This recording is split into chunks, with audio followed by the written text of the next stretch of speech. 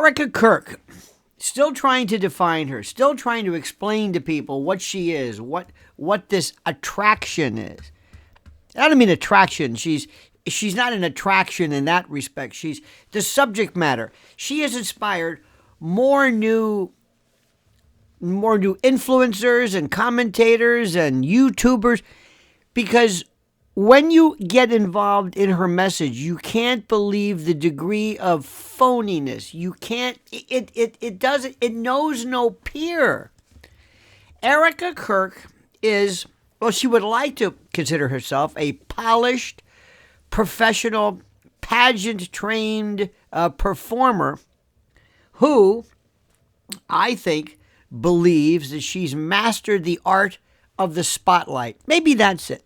Garnering it, keeping it, looking for it, not necessarily earning it. But she lacks any authentic core that could sustain any leadership at Turning Point USA or inspire genuine loyalty. Her husband, her late husband, for whom she grieves in a variety of unique ways, very unique. But Charlie Kirk built TPUSA into a movement through raw energy, an unfiltered conviction, and a relentless focus on ideas bigger than himself. Young conservatives and campus free speech and cultural pushback against the left, you name it. That's what he did. He, of course, injected sincere Christian ideology, Christian thoughts, and the like. And Erika, by the way, thrust into the CEO and chair role after his September 25th expurgation. By the way, remember, at the alleged behest of Charlie, per his instructions, per his wishes, per his thoughts, supposedly, per the agreement of the TPUSA board, who this is the most worthless group of children you have ever seen, in any event. But she offers none of that substance. Instead, she delivers this carefully scripted widow's act, this saccharine, anodyne, rehearsed tears, faux synthetic lacrimation, Bible props, and reminders of her grieving status, which she has to remind you. Normally, you do not have to tell people this. It's not only is it presumed, but it's so evident that there's no need to explicate or limn what should be the obvious. And the speeches that she gives that circle back inevitably to her own survival, her own platform, her own readiness for her close-up, Mr. DeMille, it's still about her. This is incredible. Compare and contrast her behavior, her performance to the night of the State of the Union when she sat next to, talk about an A-B comparison, when she sat next to the mother, the grieving mother of that young Ukrainian girl who was stabbed viciously on that bus or light rail by that savage. Did you see her grieving? Did you see her affect, her demeanor, her look? Devoid of almost, she was like in another dimension. Still in a state of not crying. She's in the next stage. You see, Erika's grief never transcends. It never transfers. It never advances. You know, you talk about the Elizabeth Kubler-Ross stages of grief. Erika understands, she thinks that this act that she has perfected, that she keeps bringing out, is legitimate, whereas people who are somewhat more adept and akin and who are a little bit more familiar with human emotion and grief understand that it changes, it advances, it alters. There is a progression. She says, "Oh, you mean there's more to this?" She doesn't even know. She thinks she's an actress or something, apparently. Watch that woman's grief. Watch how look at her look, and then look at Erika.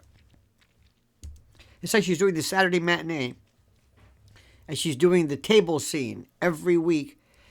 You know, second act, scene 2.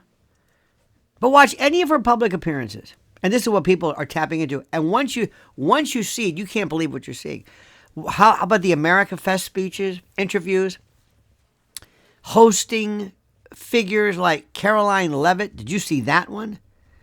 That was a fascinating 2 women, roughly, seemingly similar in terms of age. They put it this way. Erika felt okay with that. Caroline Leavitt didn't challenge her. Didn't challenge her status. See, she never will appear. If you had somebody who was seemingly younger or somebody that she thought or others thought was perhaps theoretically maybe more attractive, if that's what she thought, you wouldn't have seen that. That would have never happened. She's careful, very careful how she selects her. She's interested. She does know a little bit about stagecraft. It's a little schmaltzy, but she's aware of that. And all of these memorial remarks, and the pattern that she shows is unmistakable. She invokes Charlie's legacy in passing and then pivots hard to how she's holding it together, how she's stepping up as a single mother and CEO, how she never mentions her kids, by the way, how she's honoring the mission by being the new face of it all, I guess. And there's no deep intellectual engagement for obvious reasons. There's no connection with the conservative principles TPUSA was founded on. Nothing. Nothing as far as the guiding forces, the mission statement about extolling the virtues of freedom and limited government. Nothing. Nothing. She wouldn't know Rothbard or Mises from a hole in the ground. She has no idea. She doesn't even know rudimentary Bible verse. Did you see Christine Fecketti had this? I didn't see this before, but she put this up. It was Erika trying to explain the lions in the wild and how the lion roars. I mean, she just made this leonine trivia. She kept saying the male lion, which one could argue is a bit tautological. But she just doesn't have it. She thinks, and part of her gift is this delusion of either competence or witticisms or whatever.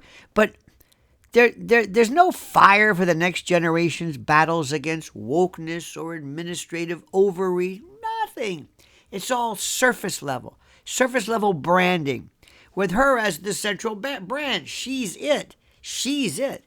And critics, and even some with conservative circles, have noted that the grieving widow acrobatics, the public displays of emotion, maybe they're finally tapering off, that feel timed for cameras rather than rooted in private devastation. This is all evident. And this is what's drawing so many new people in to comment on her.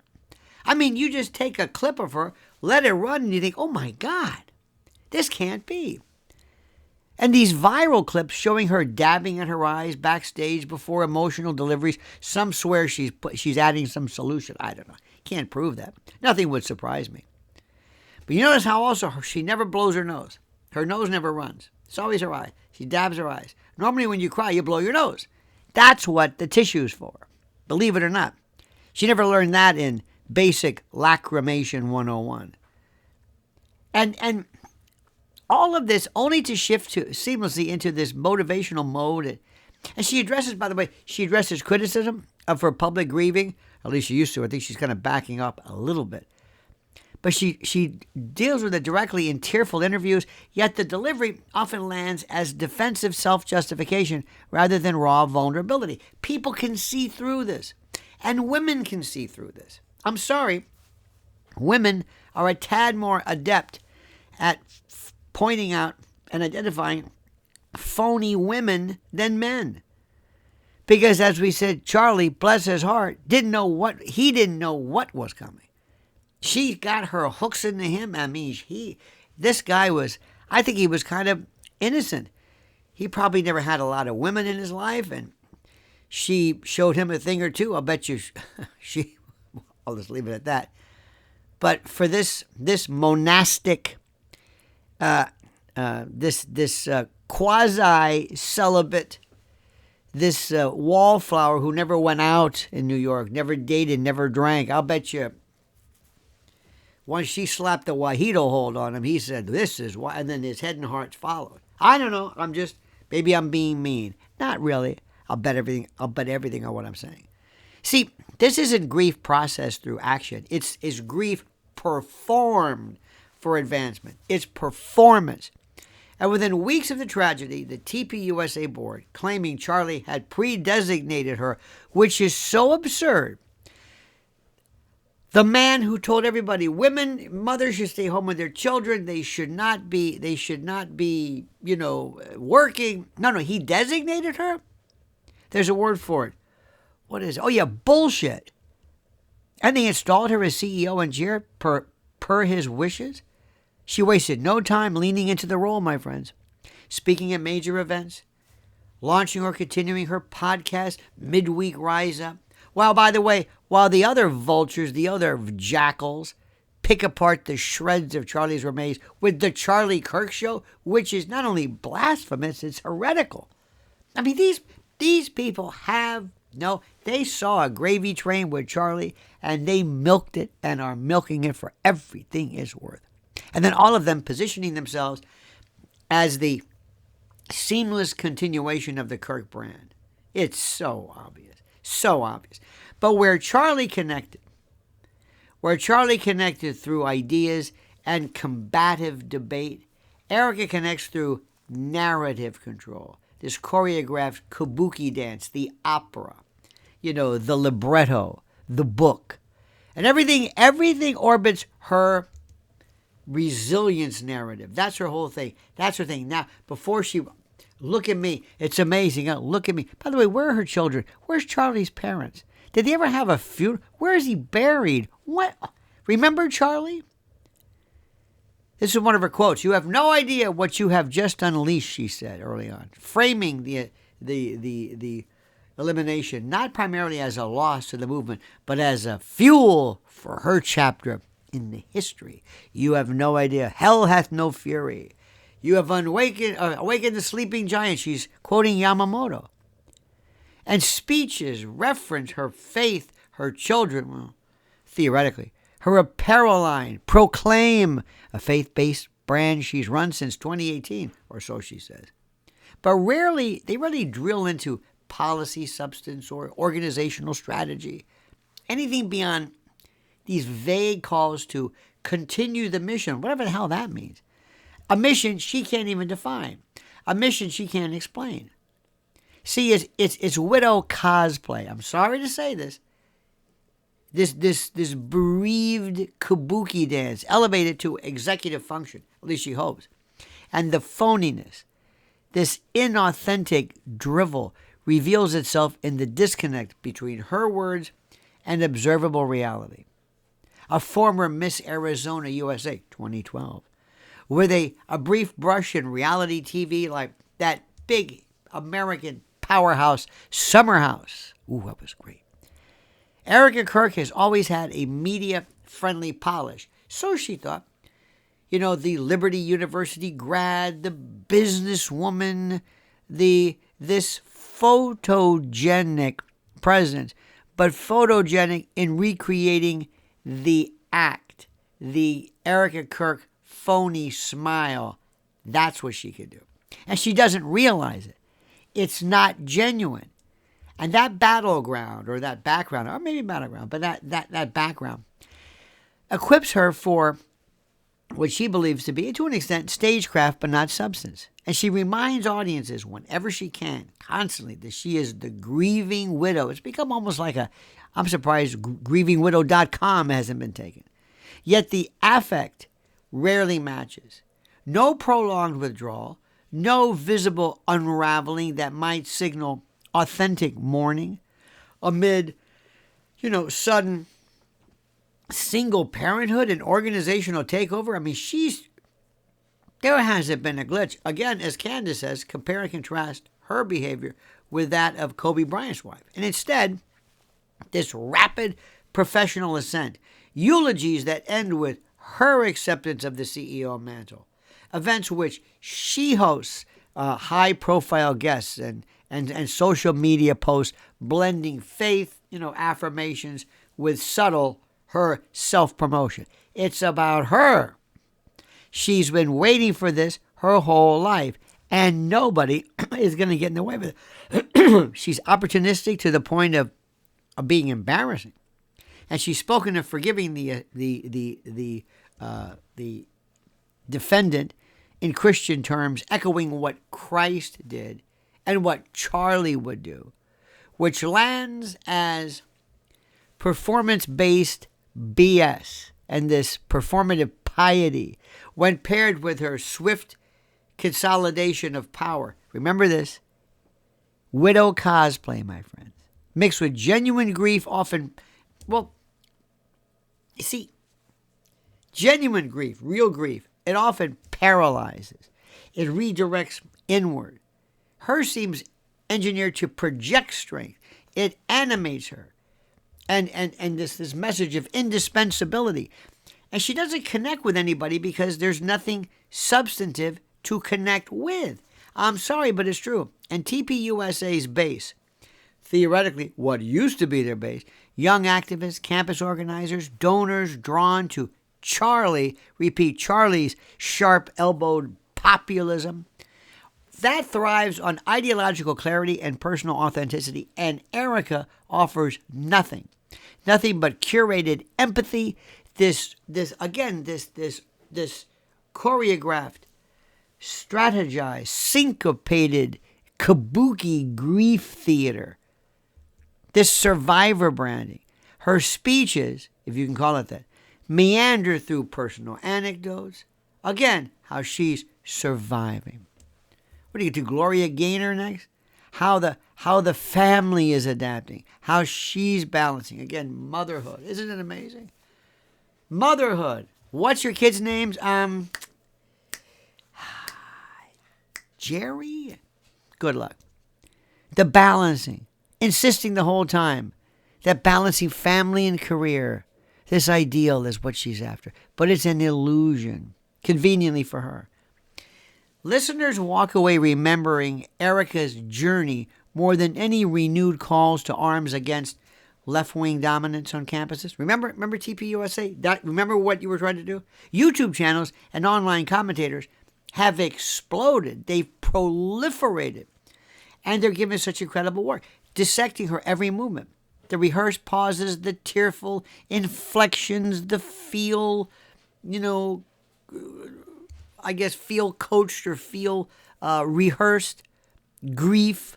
And these references all serve as segues, she hopes, to her own spotlight, her own charm, her own name, who it's about her. One viral critique dubbed it fake tears right before hitting the stage. Could be. Others point to the absence of Charlie-like intellectual depth. Well, that's not even worth commenting on. That's obvious. No extended arguments on constitutional principles. Limited, if any, engagement with critics. Never. Only to chide them, to say, stop, with those crazy eyes. Stop. That's the engagement. Charlie sat and debated. She just says, stop. And I can't blame her. If I was as bereft of intellect as she was, I'd say the same thing. All of this, a heavy reliance on this emotional framing. Her pre-TPUSA life underscores the shallowness. This is beyond the pageant circuit and beyond podcasting and clothing brands. She had no deep operational role at all inside the organization that Charlie built from scratch. And by the way, those vultures who hang around, picking the shards, the scraps of flesh from the image of Charlie's memory. Oh, listen, you know and I know this group isn't going to be around for long because there's nothing there. Charlie was it. All they do is they talk about how they're going to sue and shut up and this. They are beyond worthless. They're children. They're children. Very, very intellectually limited and base children. It was Charlie who was the guts behind it. He was the wheelhouse. He was the power station of this. And she worked alongside him publicly. But official leadership was his domain. The board's unanimous vote, post removal, citing his supposed wishes, smacked of, I guess, what one would call expediency rather than merit. This nepo wife, nepotistic succession and activist groups, all of this stuff rarely succeeds without the original founder's charisma or vision. Ask Franklin Graham. You dig? Here it feels like a family brand extension. You know what I mean? She advocates publicly for traditional gender roles and motherhood as priority. Views, by the way, aligned with her Christian conservative image. Yet, here's a yet, a lot of buts here, I smell a butt. But her own trajectory models the opposite. Her rapid elevation to high-profile CEO while raising young children, a daughter around 3, I think, and a son, maybe 1 at the time of the events, I guess. The messaging inconsistency is glaring. Preach family first, but live the power consolidation. Critics across all platforms.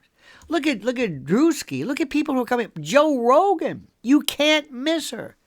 Critics everywhere, from podcasters to social media, have labeled her a grifter or a phony, accusing crocodile tears and ambition masked as some kind of duty. Some conservative voices expressed unease at the gratuitous handling of the death of Charlie and her vibe of absolute dripping inauthenticity. Now, even neutral folks, neutral observers, note how her public mourning drew scrutiny, the wrong ones, for seeming performed, rehearsed, choreographed, syncopated. All of this with accusations of hamming it up in the early addresses. Oh, look, you know what I'm saying is true. And those who defend her, they call it jealousy or attacks on a widow, or they blast Candace. Oh, Candace is great. Candace, she's a demon. But the pattern persists across clips. Emotion that surges on cue, then recedes into what she hopes to be kind of a polished professionalism. A grieving spouse in sudden tragedy often withdraws or rages. Erika pivots to like Vanna White or something. This legacy management, personal branding is about her.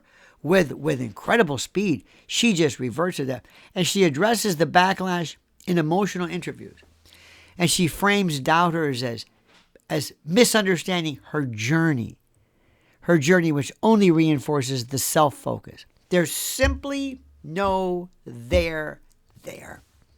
No evidence of the intellectual horsepower, the firepower, the organizational acumen, or the intellectual and spiritual connective tissue needed to lead a youth mobilization machine like TPUSA through turbulent times. Charlie had it. Charlie was the best. Charlie sparred with opponents, never losing his aplomb, his courtesy, his genuineness. He was legit. He was real. He was authentic. People felt it. He built coalitions. He embodied the fight.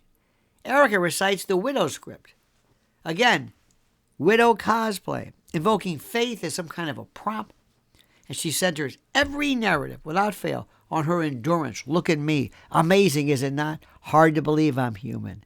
And audiences sense this, especially younger people. They can spot BS a mile away.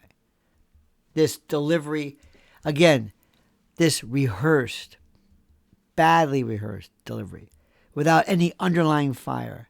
Emotional displays without sustained depth. By the way, emotional displays that only get emotional when she's defending herself. Stop. Just go away. Just stop. Leave me alone. It's me. This is my time.